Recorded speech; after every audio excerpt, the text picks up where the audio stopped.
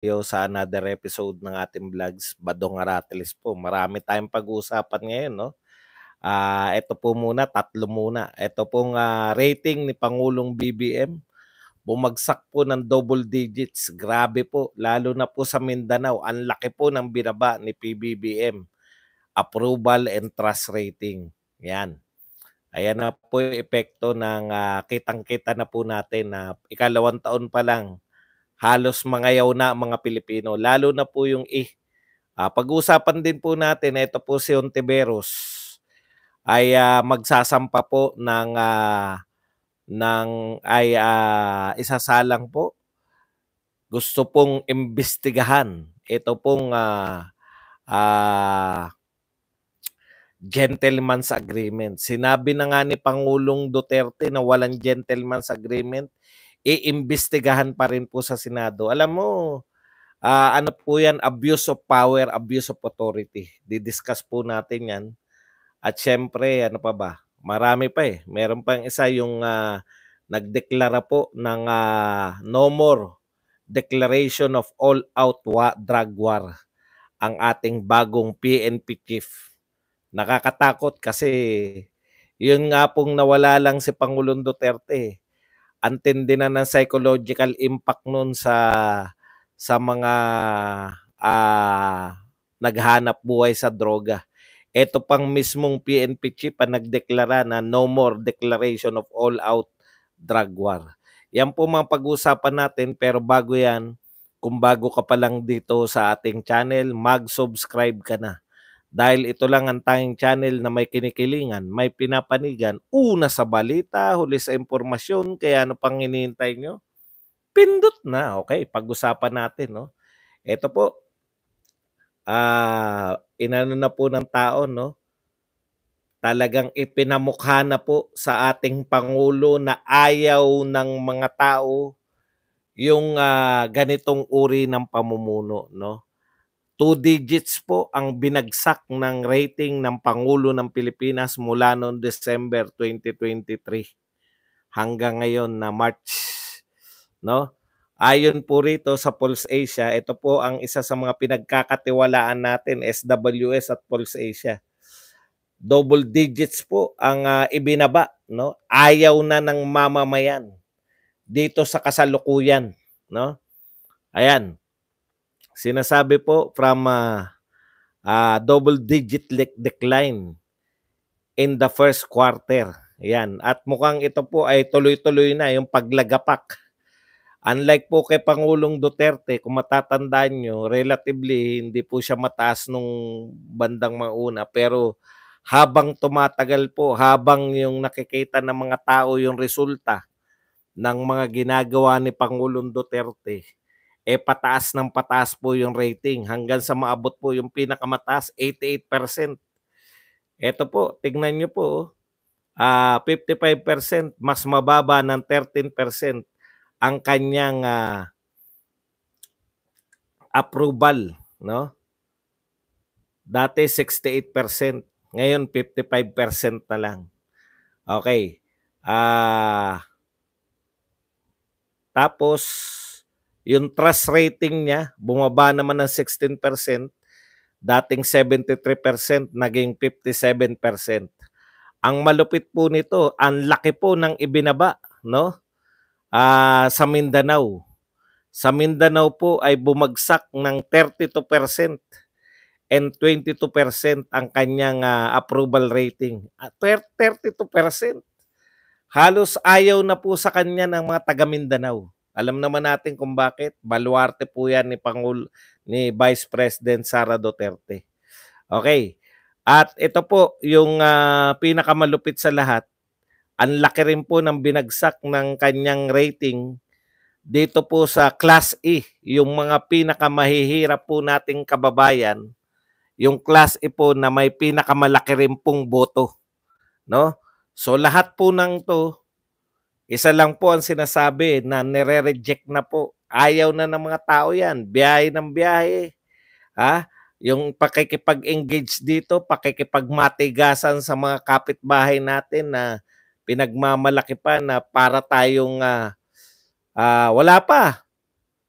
Wala pa po yang, ngayon lang yang expose ni Maharlika, eh, 'no? Eto pa po, ano pa po 'to, yung, yung nangyayari lang na hindi maresolba lahat ng mga naunang problema. Hindi pa po kasama kailan lang yung expose ni Maharlika, dalawang araw pa lang ang nakakalipas. Hindi pa po umeepekto 'yan. 'Pag umepekto 'yan, mas mababa po ang rating. Eh, wala pa rin po. Wala naman pong, sanay na po tayo na wala pong reaksyon, 'no? Hindi po magre-react 'yan. Alam na po natin mangyayari, hahayaan lang 'yan, no reaction. Maski diyan sa mga, yung mga vlogger, siyempre atake pa rin sa Duterte, 'no? Atake pa rin. Mau Diggs, si Digong pa rin. Ayan po pinakamalaki niyong problema, eh, 'no? Yung pinakamalakas ninyong kaalyado na mga Duterte, si Sara Duterte, naisipan niyong tablahin para lang sa Kamag-anak Incorporated. Ako yan yung pinakamalaking blunder, eh. Pinakamalaking blunder ng administrasyong ito, kapapanalo pa lang, yung pinakamalakas nilang kaalyado gusto ng tablahin para lang mai-promote yung kanyang, maging next in line, yung Kamag-anak Incorporated na hanggang ngayon naman hindi makalagpas sa 0.5 rating ng presidential rating, 'no, 0.5.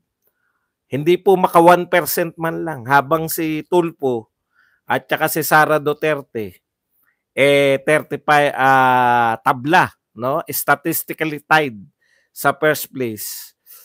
Yung dahilan ng lahat ng ito, dahilan ng tiyatsa, dahilan ng, pagtira kay Sara Duterte, dahilan ng pagpalag ng mga Duterte, dahilan ng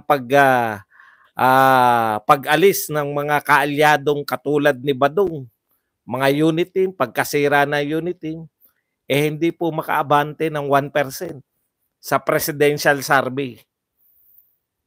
Wrong move na yung pinakamalakas mong kaalyado, 'no? Very early in the game, 'no? Wala naman sabit pa kundi biruin niyo, sinakyan ninyo yung atake ng, Makabayan Black na alam naman natin lahat kung bakit inaatake si Sara Duterte. Dahil napagtagumpayan niya bilang mayor ng Davao na sila ay dating stronghold nila yung Davao, ay biglang, naging insurgent free. Ayan po yun, eh. At namili kayo. Gusto nyo pa ng mga dilawan ang mga dilawan, kayo na lang ang bumubuhay sa mga dilawan. Sa totoo lang, nagkaroon lang ng buhay uli ang mga dilawan nung kayo. Durog-durog na yan, eh. Zero diretso na yan, eh. Nung panahon ni Pangulong Duterte, yung dilawan na dekadang bumibira sa pamilya nyo, PBBM. Ngayon, anong klaseng pag-iisip yan? Hindi na tayo magtataka ngayon kung bakit ganun patungo, eh, 'no? Yung pinakamalakas mong kaalyado, papalitan mo ng mga dinurog na ng mga Duterte. Yan talaga mapupunta diyan, 'no? Ganyan talaga yan. Okay.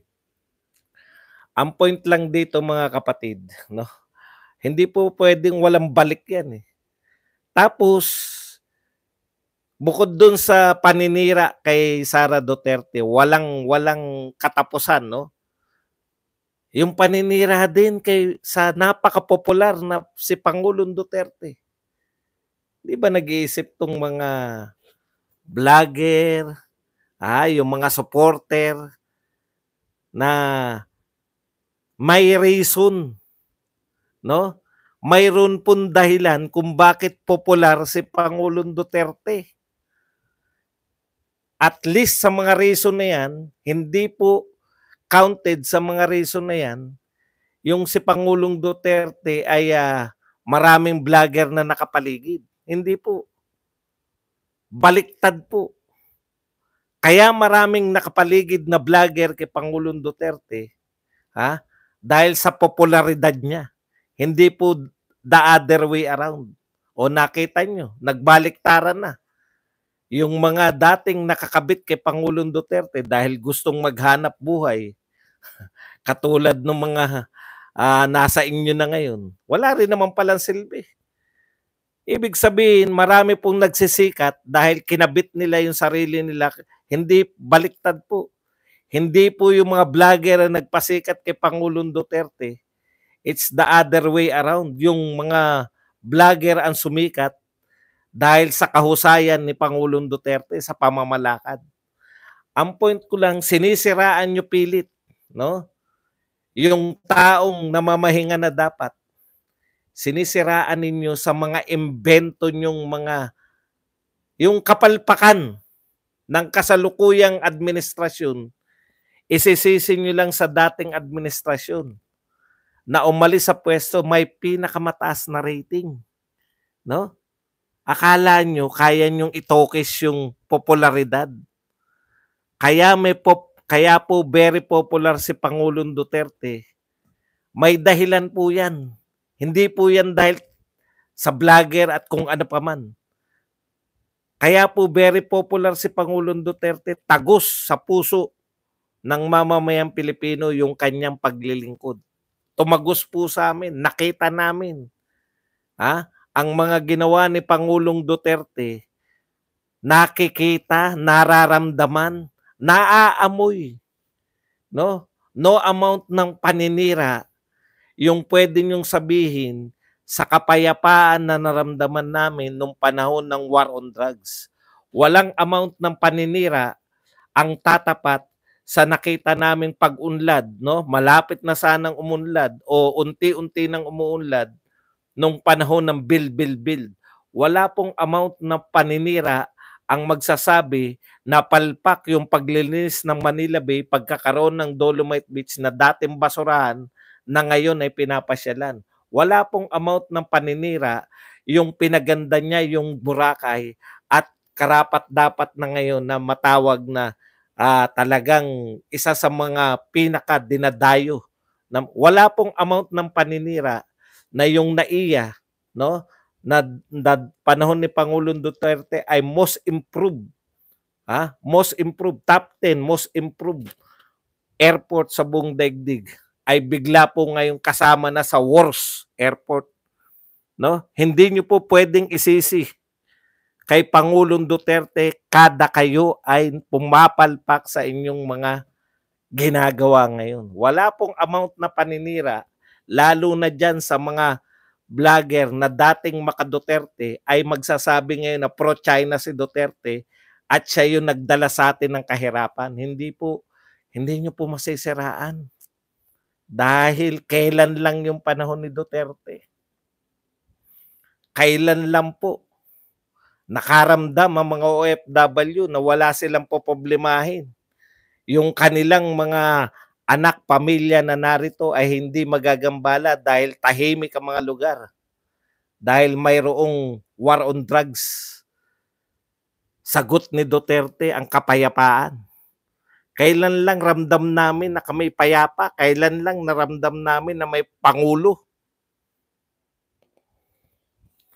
Wala pong amount na paninira yung gagawin ninyo para siraan si Pangulong Duterte at akala nyo, kaya nga hindi makalampas si Martin sa 1% dahil kitang-kita ng mga tao na lahat ng paninira, no, ay galing dyan sa House of Representatives. Kasama na si Ontiveros. Tignan nyo epekto kay Ontiveros ng mga pinagagawa niya. Ni sa mga kakamping, ayaw siya. Mga Dilawan at kakamping, ang gusto pa rin nila, si Leni pa rin. Si Leni dapat. Hindi po siya. Tahimik na si Leni. Hindi na nakikialam sa politika. Pero siya pa rin ang gusto ng mga kakamping at Dilawan. Kasi pati yung kakamping at Dilawan, nahihiwagaan kung anong gustong gawin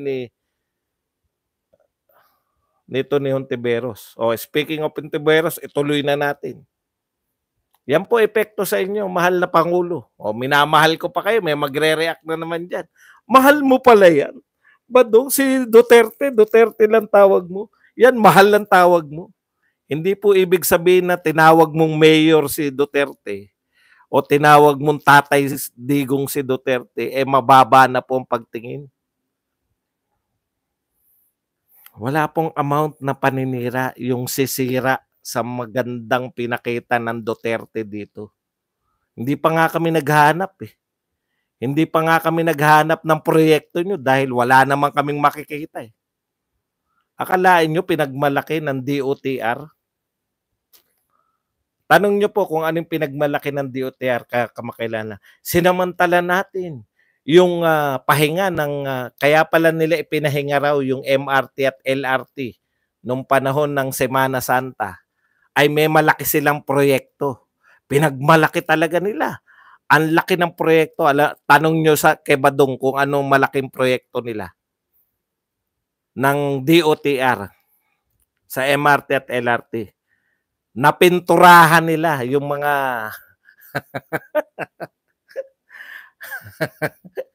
nakapagpintura sila. Congratulations. Yan na yun. Nakapagpintura. Ang galing. Kaya yan, bagsak sa rating. Kala nyo ba may mahita kayo dyan na merong mga komento yung mga yan? Wala na po yan. Masanay na tayo. Ha? Lilipas din yan. Lilipas din yan. Mawawala rin po yan. Ang susunod na pinag-iisipan, para tugunan. Ito po, baka sabihin nyo naman na manhid yung ating pamahalaan. Bagsak 2 digits ang survey. Siyempre, kinakailangan pong may gawin naman para may angat po, di ba? Normal yun. Pag normal ka po mag-isip, normal po na gawan mo ng paraan yan. Kasi, ikalawang taon mo pa lang. Kumbaga, yung mga matitinong presidente, ikalawang taon, talagang buhos pa yan. Talagang very popular pa yan. No? Very popular pa yan. Buhos pa yan. Pero ano po ang nangyari? Baka sabihin nyo, walang gagawin. Meron pong gagawin ng Pangulo. Bagsak ng 2 digits. Sasabihin nyo, ano yan, ganun lang, walang gagawin. Meron po. May nakalinya na pong gagawin. Ibubulong ko sa inyo. Babiyahe po. Pinag-iisipan kung saan ang susunod na biyahe. Atin-atin lang yan. Kada biyahe niya, naku, tataas ang rating. Speaking of rating, nakita ko po, pasok po ang 2 tulpo. No? 2 tulpo po, papasok po sa top 12. Si Ben at saka si pwede po ba? Si Erwin at Ben, pwede po ba? Tama na 1 tulpo. Hindi naman po dahil sa kung ano pa man. Nakikita nyo naman na resulta. Oh. Kung gusto nyo dagdagan yan, sa Senado, lahat po ng mga meeting, kala mo nasa war zone kayo sa Senado, iboto nyo po. Pero kung gusto nyo po na bumalik yung Senado na normalidad lang, yung hearing ay hindi po TV show, kalimutan, baka pwede nyo namang isingit yung mga wala sa survey. Katulad na Persida. At iba, si Panelo. Kay Panelo, si Roque. Kahit na magkalaban yan, 2 na yan. Speaking of Roque, dahil sa'yo, may iimbestiga na kay Pangulong Duterte. Alam niyo naman si Ontiveros, no? Idol niya si Idol. Alam niyo ba kung bakit? Siyempre, nakita niya, puta, number 1 Kulang yata ako sa grandstanding. Kailangan ng tirahin ko na. Walang epekto yung banat ko kay Kibuloy. Dapat ang tirahin ko na yung pinakaulo. Yung pinakatatay na ng mga Duterte. Yung mga ano lang, napadikit lang kay Duterte, walang epekto, hindi ako tumataas. Ilang percent na ba si Risa Ontiveros? Yan. Kaatake, lahat ng umaatake sa mga Duterte, yan ang sinasapit. Kaya kayo, atake pa. Yung mga vlogger, atake. Ang galing nyo. Tulong na tulong kayo. Alam nyo yung pattern nyo? Yung proven, no? Yung proven formula ng mga dilawan sa kanilang pagbagsak. Yun ang ginagawa nyo ngayon. Ano yung proven formula ng mga dilawan? Dekadang siniraan ng mga Marcos, 6 na taon na siniraan ng mga Duterte. Bagsak. Si Risa Hontiveros lang ang naipasok sa dalawang senatorial election at yung dalawang presidential election. Marami sila naipasok ng presidente pa eh. Lilipas lang eh. Babiyahe lang. Tapos lahat ng problema ng Pilipinas. Sa mga Pilipino, hindi natapos. Pero sila, hindi na nila intindihin. Biyahe na eh.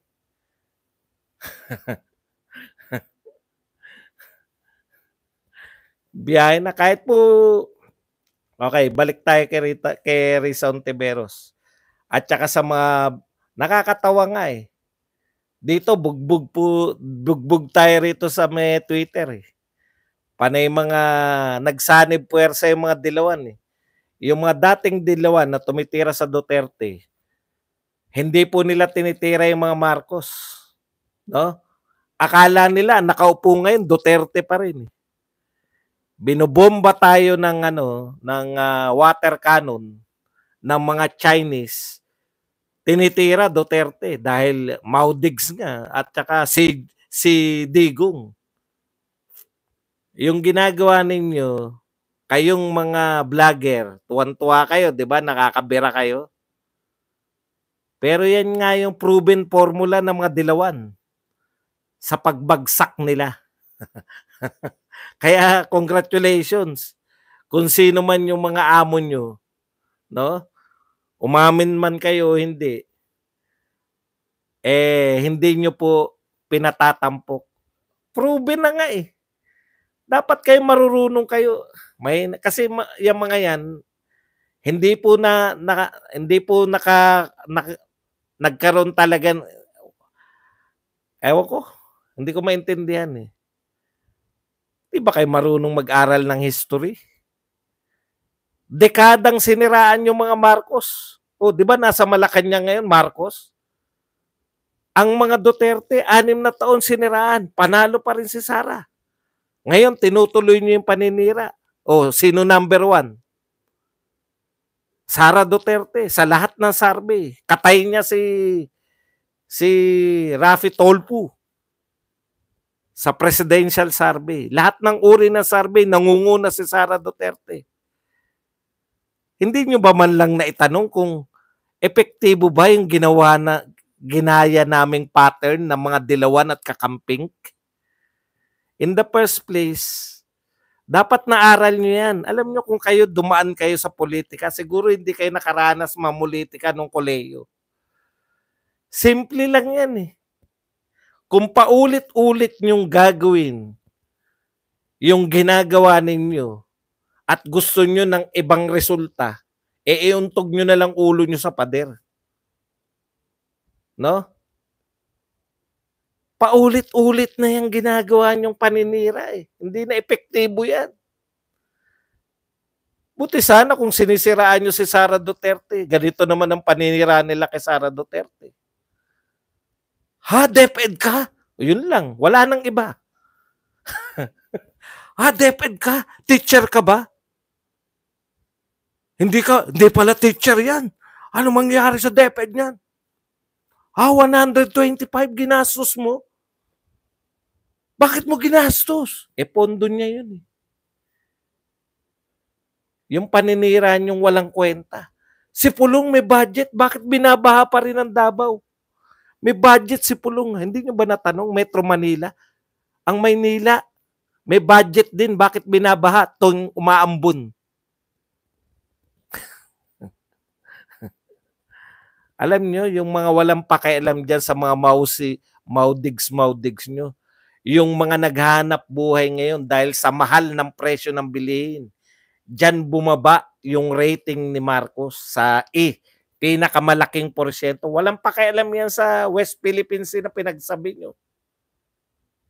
Ang pakialam nila yung araw-araw, saan sila bibili ng pambigas, saan yung 20 pesos. Saan kami pipila ng ayuda? Naririnig nila may 500 billion. Nung panahon ni Duterte, 305 billion lang. 2 beses silang tumanggap ng ayuda. Ngayon, malalaking picture yung nakikita. Yan ba yung ayuda? Malalaking picture? Kulelat pa rin. Yung may malalaking picture sa bigayan ng ayuda, kulelat pa rin. Okay, ito po. Sabi po ng bagong PNP chief, alam nyo, sabi niya, no more declaration of all-out drug war. Grabe, no?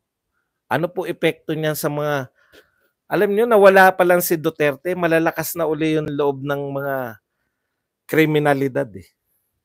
Tama ako, mali ako. Malamang tama ako. Kasi nakabalik na eh. May mga siga na uli na addiksyones eh. Nakakalat na uli. Nakita niyo ba yung nag-viral? Yung mata niya talagang, hindi na naintindihan kung ano yung sinasabi, yung nakakotse. Hindi na pinatulan nung nakita yung mata eh. Mukhang 3 taon nang hindi natutulog. Buhat.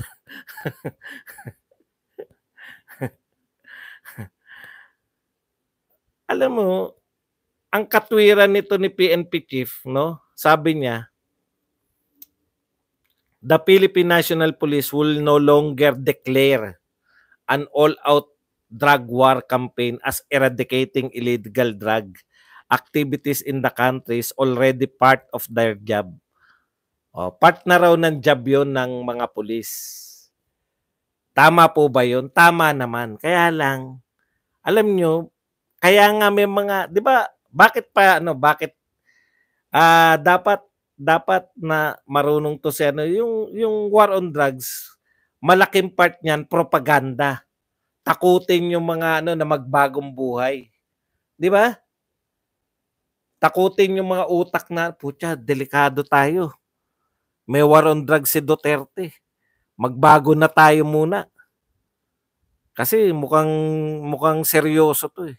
Tapos i-declare mo no more declaration of all out drug war. Alam niyo epekto niyan? No? Una sa mga kriminal, wala nang war on drugs. Ikalawa sa mamamayan, sa barangay. Alam niyo kung bakit effective yung war on drugs ni Pangulong Duterte? Hindi lang po patay yun. Dahil deklarado po yun na pinatupad po ng presidente, hanggang barangay level po yun, ganun po ka-effective. Pagkasama po yung mga barangay, alam niyo po ba kung bakit? Wala pong nakakapasok at nakakalabas sa barangay na hindi alam ng kapitan.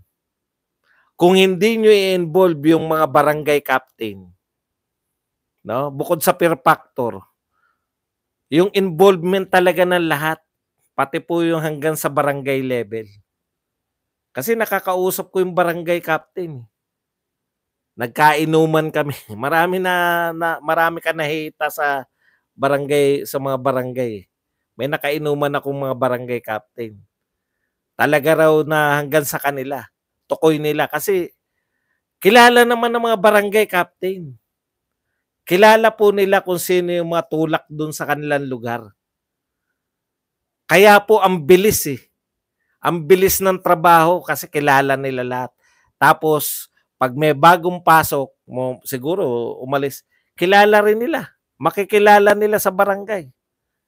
So matutukoy po nila kung ito ba ay involved sa droga o hindi. Okay po sila doon kasi alam nila na sila ay part ng war on drugs nung panahon ni Duterte. Merong sistema na alam nila kung sino yung naka-assign sa kanila ng mga kapulisan, no? Alam nila yung naka-assign ng mga tao sa war on drugs doon sa lugar nila. Alam nila kung sino kukontakin. May pinagre-report sila sino yung mga ano riyan, yung mga tulak diyan sa lugar niyo. Kaya kasama yung barangay, yung mga adiksyonez kilala rin nila. Alam niyo tayo nga kilala natin lahat eh. Oh, drugs, sabi nga ni Marojas eh, alam ko 'yan. Gusto mo samahan ko kayo sa Davao, sa Makati. Alam ni Marojas 'yan. Kaya yung katok, talagang nakatok 'yan. Alam nila hindi po bihira po yung nagkakamali kasi alam ng barangay, kasama yung barangay. Pero ngayong wala ng war on drugs, hindi na po maglalakas loob yung barangay. Kasi magiging kanila barangay tapos walang war on drugs. Walang sasalo sa kanila pag mag-ooperasyon. Tukoy sila ng tukoy sila ng mga tulak diyan. Ibig sabihin, kaya malakas ng barangay na ituro din kasi may war on drugs eh. Kaya po siya effective, hindi po siya tinambahan. Akala nyo lang ganun. No? Yun po ang pagkakaalam ko. Sa minsan nakausap ko si barangay captain. Birthday ni Cap. Natulala ako eh, sabi ko, ang lawak pala talaga, no? Systematic talaga. Napaka-systematic talaga nung nangyaring war on drugs. Kaya talagang kitang-kita nyo po yung, hindi po yan yung declaration lang eh. Maraming mga proyekto na declaration lang, di ba? I therefore declare, bagong Pilipinas. Makisama tayong lahat. Wala po yan, deklarasyon lang yan. Pero yung war on drugs, talagang alam nung tao kung paano mag-operate nun hanggang baba. Sabi ko, ang lawak pala, no? Hindi pala yan yung trip-trip lang. Hindi po. Tukoy nila. Okay. Alam niyo po, etong pagpapaimbestiga nabanggit na ba natin investigasyon? Hindi ko na tuloy alam eh, yung pulo lang eh. Alam mo, Rayson Tiveros, no? Una, yan yung sinasabi natin na nawili. Nawili sa hindi na dapat, kaya dapat talaga pinapalagan yung kay Kibuloy. Di ba? Tignan po ninyo yung naging attitude na ni Rayson Tiveros. Pwede pala yan eh. Pwede pala ako mag-imbestiga ng para akong korte. No, meron nagreklamo na mga kababaihan, gusto kong isalang dito, hindi makakapalag si Kibuloy dahil i-issuean ko ng warrant of arrest. Kukulitin ko yung Senate President pag hindi ako pinagbigyan sa warrant of arrest. Pero dapat alam na ng lahat, no? Kung yung Senate President maalam, dapat iano na natin yan sa sa korte na, proper court na.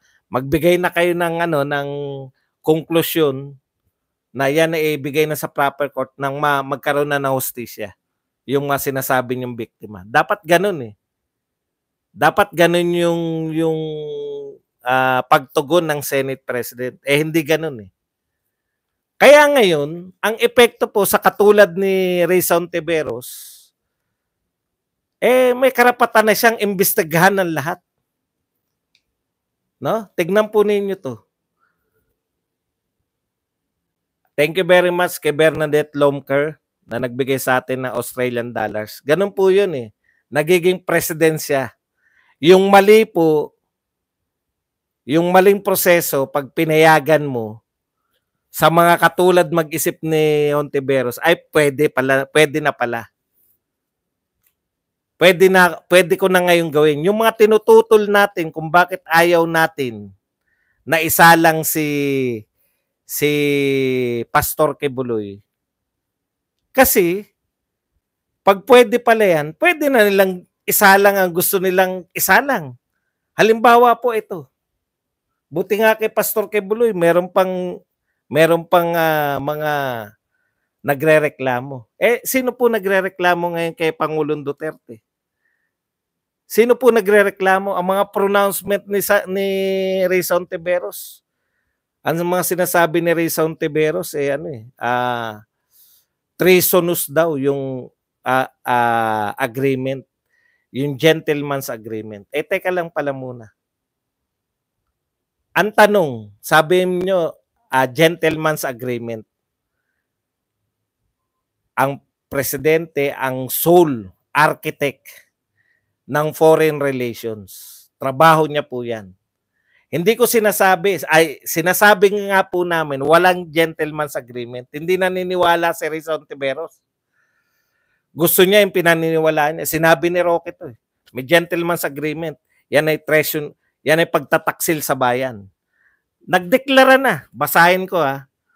Yung sinasabi ni Pastor Kibuloy na kaya ayaw kong umating dyan dahil hinusgahan na ako, ginagawa niya ngayon kay Duterte. Ang pagkakaiba kay Kibuloy at kay Duterte, kay Kibuloy may nagre-reklamo. Ngayon po, si Ontiveros na po ang nagre-reklamo. Ikaw na nagre-reklamo kay Duterte na siya ay taksil, ikaw pa mag-iimbestiga. Wala nang ibang testigo. Basahin natin yung sinasabi niya. Kaya sinasabi niya, bakit ayaw matini Kibuloy? Paano ka atin nga, sinabihan ka na nga na guilty ka. Eto po, malupit. Wala na nagre-reklamo, yun mismong nag-aakusa na, siya na talaga mismo. Kasi kay Kibuloy, meron pa nag-aakusa eh. Kami po yung mga winalanghiya ni Kibuloy. Meron pang ganun. Dito po kay Duterte, wala na. Siya na mismo. Basahin ko sa inyo ha. This gentleman's agreement is treasonous. No? While China in any case will most likely attack our supply mission and route Ayungin, this Shamopan agreement only gave Beijing more ammunition to assert her self-claim.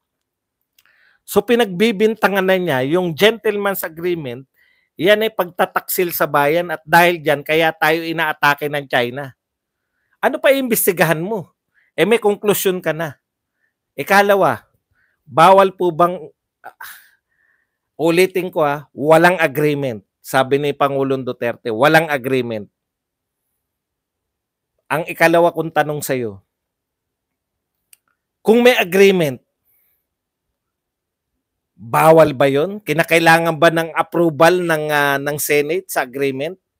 Ang agreement naman hindi naman magegera sila. Kaya nga agreement eh. 'Di ba? Agreement, gentleman's agreement. Payapa lang, walang gera. Bawal ba yon? Halimbawang may totoo, kaso wala nga. Bawal po ba yon? Na mag-enter ng agreement, mapayapang agreement yung Pangulo sa kapwa niya Pangulo sa ibang bansa? Hindi po. Yan po ay inaalaw. Yan po ang trabaho ng Pangulo. Anong sinasabi mo na iimbestigahan mo yung trabaho ng Pangulo? Yan po yung sinasabi natin na umakyat na sa utak niya. Subukan nyo na isalang ang dating Pangulong Duterte dyan. Na sabihin nyo na siya ay traitor. Nakita nyo yung araw-araw na rally, hindi po ganun lang yun. Member lang yun ni Pastor Kibuloy. Alam nyo kung anong araw-araw tinatanong dito? Kailan na susunod na rally? Hindi organize eh. Pag may nanawagan talaga, aklas na eh.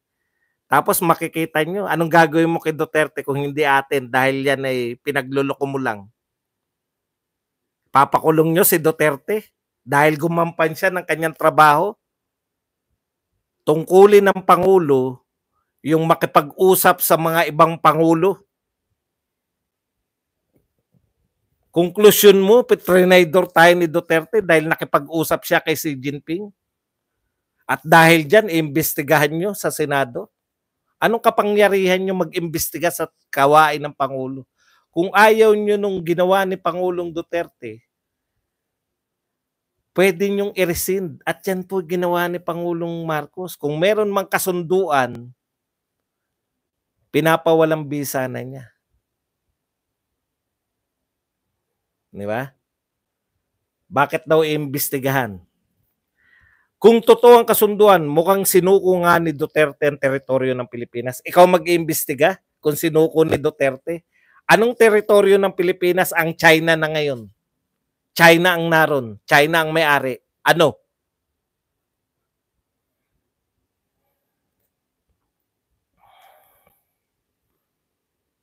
Tignan niyo po yung laman nung sinasabi niyang iimbestigahan niya. Iimbestigahan niya raw dahil sa kasunduan daw, hindi raw re-repair ni Pangulong Duterte yung ayungin ay yung BRP Sierra Madre. Ang tanong ko sa iyo, Ontiveros, ni-repair ba nung panahon ni ERAP yung Sierra Madre? O iimbestigahan mo ba si ERAP? Ni-repair ba nung panahon ni GMA yung Sierra Madre? Iimbestigahan mo ba si GMA? Ni-repair ba nung panahon ni Pinoy? Imbestigahan mo ba yung DFA at saka yung kung sino man ang tao ni Pinoy? Bakit si Duterte lang? Si Pangulong Marcos ba ni-repair yan? Imbestigahan mo ba yung Pangulo ng Pilipinas ngayon? Yun yung sinasabi mo eh. Pag hindi ni-repair yan, kataksilan. Nire-repair ba natin ngayon?